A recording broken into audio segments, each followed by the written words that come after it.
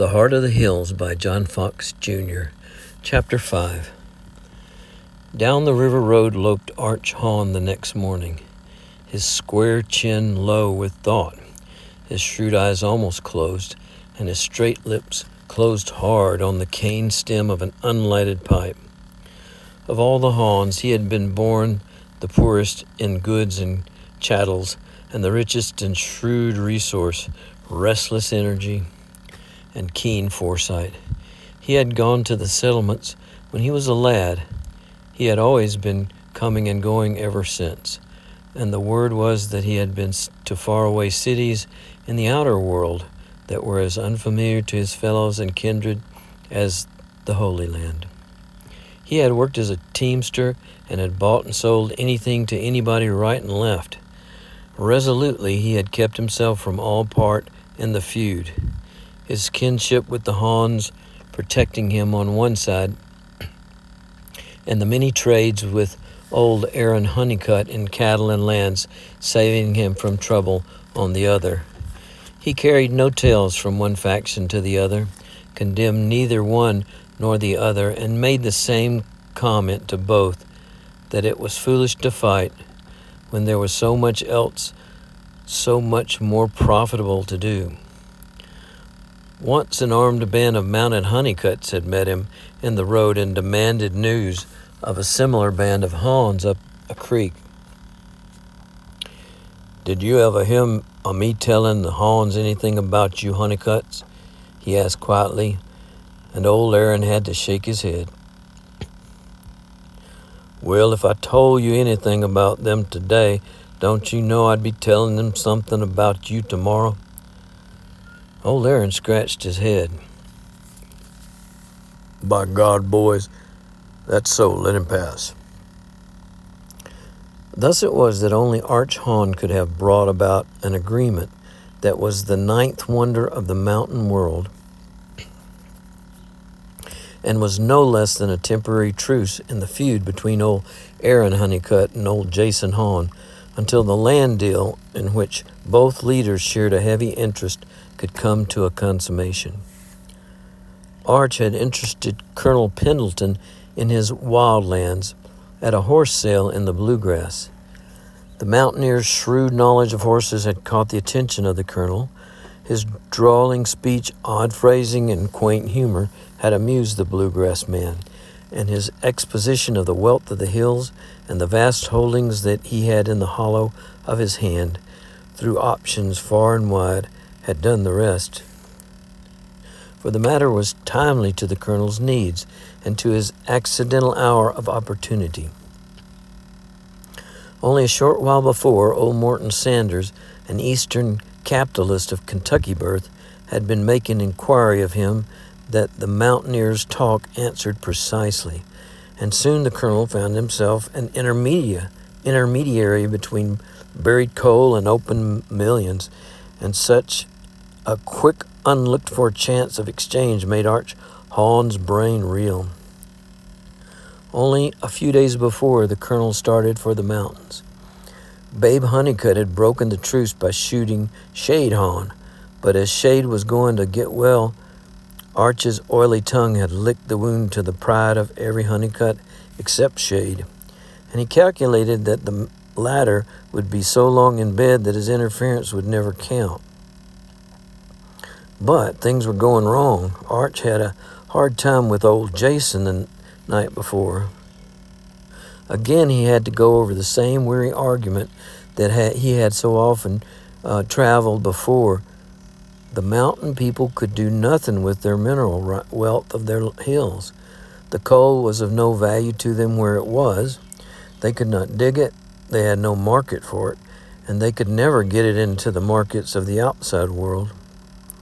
It was the boy's talk that had halted the old man, and to Arch's amazement, the colonel's sense of fairness seemed to have been touched, and his enthusiasm seemed to have waned a little.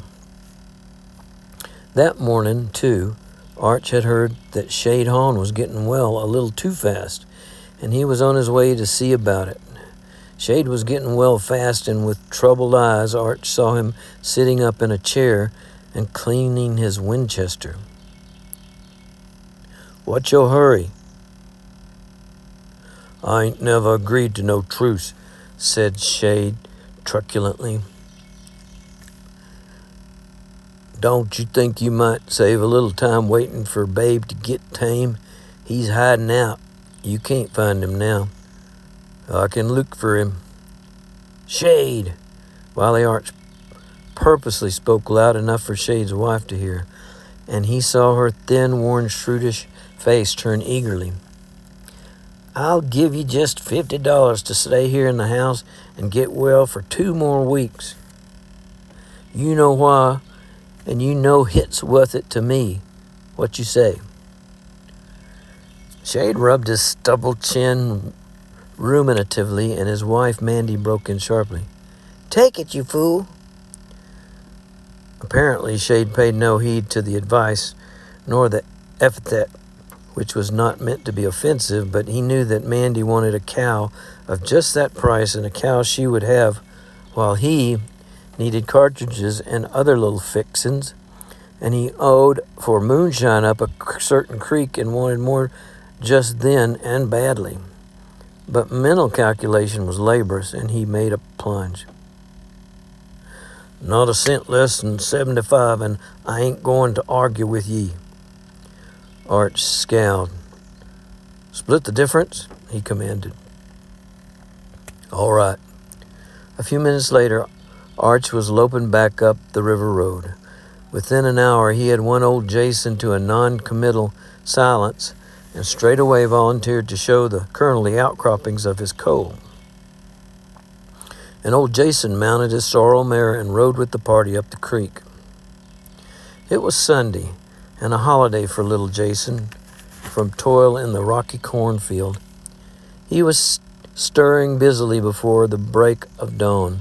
While the light was still gray, he had milked, cut wood for his mother, and eaten his breakfast of greasy bacon and cornbread. On that day, it had been his habit for months to disappear early, come back for his dinner, slip quietly away again, and return worn out and tired at milking time. Invariably, for a long time, his mother had asked, "What you been a-doing, Jason?"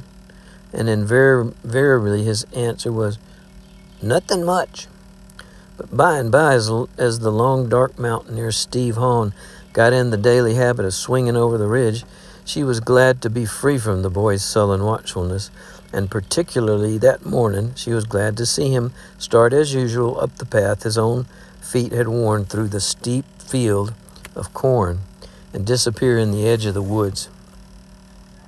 She would have a long day of courtship and for talk of plans which she was keeping secret from little Jason. She was a Honeycutt, and she had married one Hahn, and there had been much trouble. Now she was going to marry another of the same tribe. There would be more trouble, and Steve Hahn over the ridge meant to evade it by straightaway putting forth from those hills. Hurriedly she washed the dishes, tidied up her poor shack of a home, and within an hour she was seated in the porch in her best dress with her knitting in her lap, and even that early, lifting expectant and shining eyes now and then to the tree-crowned crest of the ridge. Up little Jason went, through breaking mist and flashing dew. A wood thrush sang, and he knew the song came from the bird of which little Mavis was the human counterpart. Woodpeckers were hammering, and when a crested cock of the woods took billowy flight across a blue ravine, he knew him for a big cousin of the little redheads, just as Mavis was a little cousin of his. Once he had known birds only by sight, but now he knew every calling, twittering, wing and soul of them by name. Once he used to draw a bead on one and all heartlessly and indiscriminately with his old rifle, but now only the whistle of a bobwhite, the darting of a hawk, or the whir of a pheasant's wings made him whirl the old weapon from his shoulder. He knew flower, plant, bush, and weed, the bark and leaf of every tree, and even in winter he could pick them out in the gray etching of a mountainside dogwood, redbud, sarvis, berry, hickory, and walnut, the oaks. white, black, and chestnut, the majestic poplar prized by the outer world, and the black gum that defied the lightning. All this the dreamy stranger had taught him, and much more, and nobody, native born to the hills, except his Uncle Arch, knew as much about their hidden treasures as little Jason.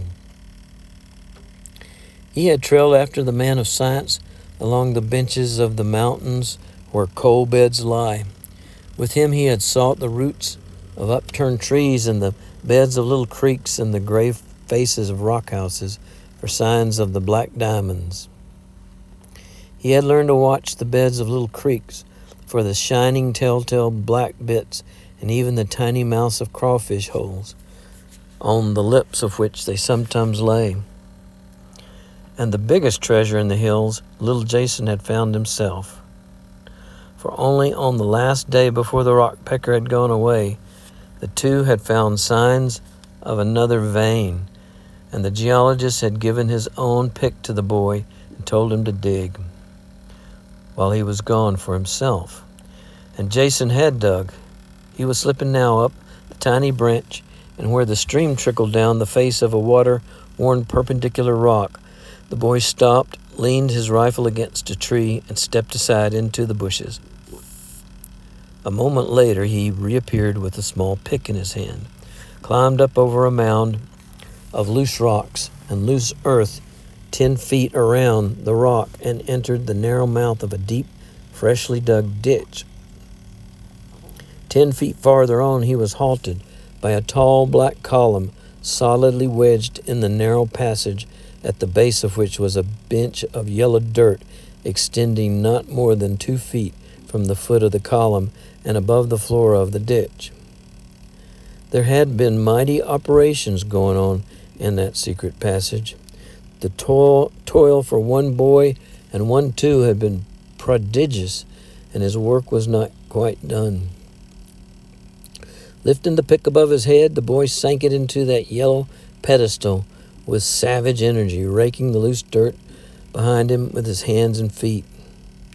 The sunlight caught the top of the black column above his head and dropped shining inch by inch, but on he worked tirelessly. The yellow bench disappeared, and the heap of dirt behind him was piled high as his head. But the black column bored on downward as though bound for the very bowels of the earth.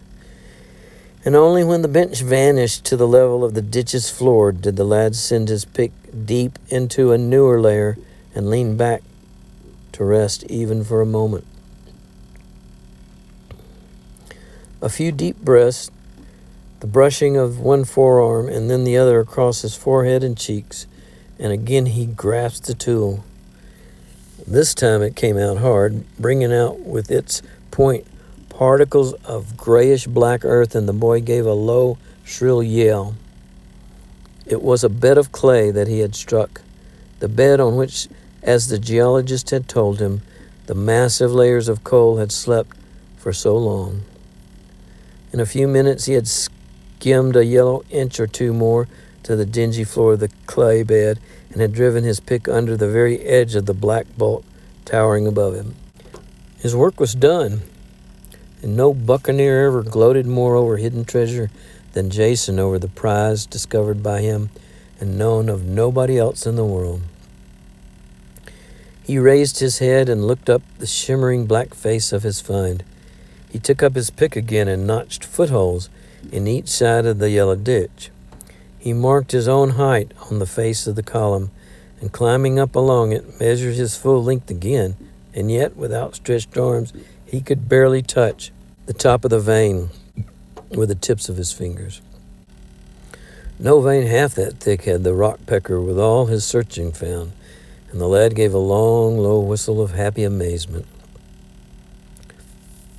A moment later, he dropped his pick, climbed over the pile of new dirt, emerged at the mouth of the passage, and sat down as if on guard in the grateful coolness of the little ravine. Drawing one long breath, he looked proudly back once more and began shaking his head wisely.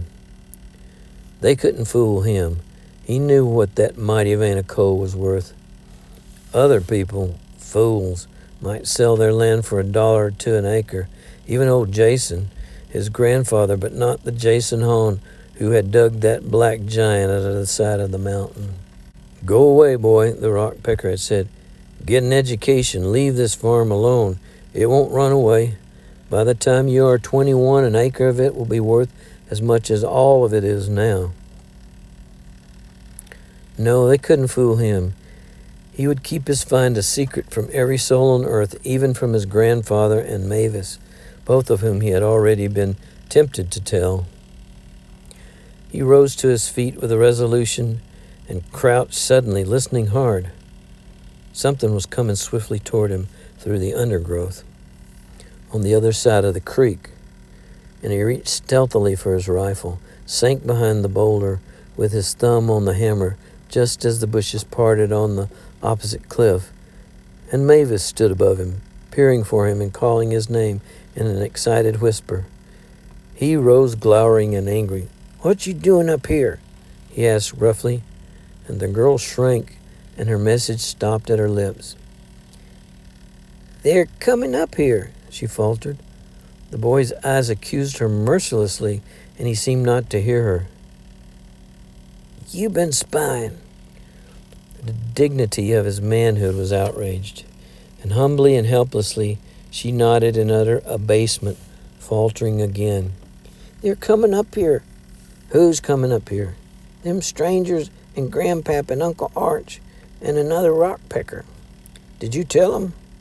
The girl crossed her heart and body swiftly. "I ain't told a soul," she gasped. "I come up to tell you." "When they coming?" The sound of voices below answered for her. The boy wheeled, alert as a wildcat. The girl slid noiselessly down the cliff and crept noiselessly after him down the bed of the creek until they could both peer through the bushes down on the next bend of the stream below. There they were, all of them, and down there they had halted. "Ain't no use going up any further," said the voice of Arch Hahn. "I've looked all up this creek, and there ain't nary a blessed sign of coal." "All right," said the colonel, who was puffing with the climb. "That suits me. I've had enough." At Jason's side, Mavis echoed his own swift breath of relief, but as the party turned, the rock pecker stooped and rose with a black lump in his hand. "Hello," he said. "Where did this come from?" The boy's heart began to throb. For once he had started to carry that very lump to his grandfather, had changed his mind and thoughtlessly dropped it there. The geologist was looking at it closely and then began to weigh it with his hand. "This is pretty good-looking coal," he said, and he laughed. "I guess we'd better go up a little farther. This didn't come out all by itself." The boy dug Mavis sharply in the shoulder. "Get back into the bushes, quick," he whispered. The girl shrank away, and the boy dropped down into the bed of the creek and slipped down to where the stream poured between two boulders, over which ascent was slippery and difficult. And when the party turned up the bend of the creek, Arch Hahn saw the boy tense and erect on the wet black summit of one boulder with his old rifle in the hollow of his arm. "Why, hello, Jason," he cried with a start of surprise. "Found anything to shoot?" "Not yet," said Jason shortly. The geologist stepped around Arch and started to climb toward the foot of the boulder. "You stop there!" The ring of the boy's fiery command stopped the man as though a rattlesnake had given the order at his feet, and he looked up bewildered, but the boy had not moved. "What you mean, boy?" shouted Arch. "We're looking for a vein of coal." "Well, you ain't a-going to find it up this way." "What you want to keep us from going up there for?" asked the uncle with sarcastic suspicion. "You got a still up there?" "That's my business," said little Jason. "Well," shouted Arch angrily, "this ain't your land, and I got an option on it, and it's my business to go up here, and I'm a-going." As he pushed ahead of the geologist, the boy flashed his old rifle to his shoulder. "I'll let you come just 2 more steps," he said quietly, and old Jason Hahn began to grin and stepped aside as though to get out of range. "Hold on there, Arch," he said. "He'll shoot sure." And Arch held on, bursting with rage and glaring up at the boy. "I've a notion to get me a switch and whoop the life out of you." The boy laughed derisively. "My whooping days are over." The amazed and amused geologist put his hand on Arch's shoulder. "Never mind," he said, and with a significant wink, he pulled a barometer out of his pocket and carefully noted the altitude. "We'll manage it later." The party turned, old Jason still smiling grimly, the colonel chuckling, the geologist busy with speculation, and Arch sore and angry, but wondering what on earth it was that the boy had found up that ravine. Presently, with the geologist, he dropped behind the other 2, and the latter's frowning brow cleared into a smile at his lips. He stopped, looking still at the black lump and weighing it once more in his hand. "I think I know this coal," he said in a low voice, "and if I'm right, you've got the best and the thickest vein of coking coal in these mountains. It's the Culloden seam. Nobody ever has found it on this side of the mountain, and it is supposed to have petered out on the way through. That boy has found the Culloden seam. The altitude is right, the coal looks and weighs like it, and we can find it somewhere else under that bench along the mountain, so you better let the boy alone." Little Jason stood motionless, looking after them. Little Mavis crept from her hiding place. Her face showed no pride in Jason's triumph, and few traces of excitement, for she was already schooled to the quiet acquiescence of mountain women in the rough deeds of the men. She had seen Jason going up that ravine. She could simply not help going herself to learn why. She was mystified by what he had done up there, but she had kept his secret faithfully. Now she was beginning to understand that the matter was serious, and for that reason the boy's charge of spying lay heavily on her mind. So she came slowly and shyly and stood behind him, her eyes dark with penitence. The boy heard her, but he did not turn around. "You better go home, Mavy," he said, and at his very tone her face flashed with joy. "They won't come back again. I'm a-going to stay up here till dark. They can't see nothing then." There was not a word of rebuke for her. It was his secret and hers now, and pride and gratitude filled her heart and her eyes. "All right, Jaycee," she said obediently, and down the boulder she stepped lightly, and slipping down the bed of the creek, disappeared, and not once did she look back. The shadows lengthened, the ravines filled with misty blue. The steep westward spur threw its bulky shadow on the sunlit flank of the opposite hill, and the lonely spirit of night came with the gloom that gathered fast about him in the defile where he lay. A slow wind was blowing up from the river toward him, and on it came faintly the long, mellow blast of a horn. It was no hunter's call, and he sprang to his feet. Again the winding came, and his tense muscles relaxed. Nor was it a warning that revenuers were coming, and he sank back to his lonely, useless vigil again. The sun dipped, the sky darkened, the black wings of the night rushed upward and downward and from all around the horizon, but only when they were locked above him did he slip like a creature of the gloom down the bed of the stream. End of chapter 5.